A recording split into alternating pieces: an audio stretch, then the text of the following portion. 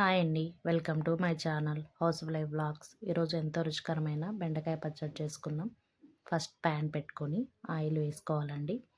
Oil వేసుకొని దాంట్లో కొన్ని ధనియాల గింజలు, కొన్ని ఉద్దిపప్పు, మీకు ఇష్టమైతే జీలకర్ర, కరివేపాకు అన్నీ వేసుకోవచ్చు. కారానికి సరిపడా ఒట్టిమిర్చి వేసుకొని వేయించి పక్కన పెట్టుకున్నాం.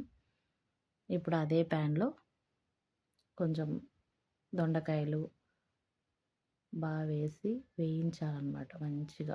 ఎంత బాగా వేగిస్తే అంత రుచిగా ఉంటుంది పచ్చడి.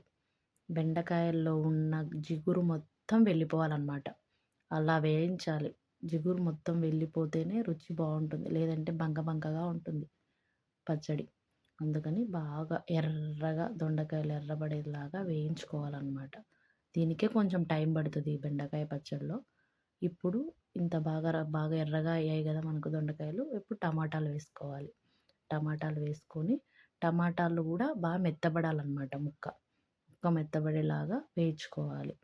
ఇలా మెత్తబడేంత వరకు కొంచెం టైం తీసుకొని నిదానంగా, పచ్చళ్ళన్నీ కొంచెం టైం పడతాయండి, నిదానంగా వేయించుకోవాలి. ఇప్పుడు పసుపు, కొంచెం ఉప్పు వేయించుకొని, కొంచెం చింతపండు మీరు పులుపుకు తగ్గట్టు వేసుకొని, ఇప్పుడు రోట్లో ఆ సామాగ్రి మొత్తం ఆ మసాలా అంతా వేసి బాగా మెత్తగా నూరుకోవాలి.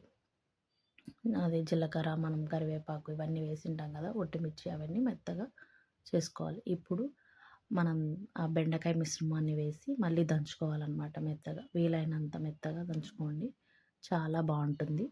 ఇలా దంచుకొని ఈ మిశ్రమాన్ని మీకు ఇష్టమైతే పోపు పెట్టుకొని తినొచ్చు, లేదంటే అలానే మామూలు పోపు లేకున్నా కూడా చాలా బాగుంటుంది.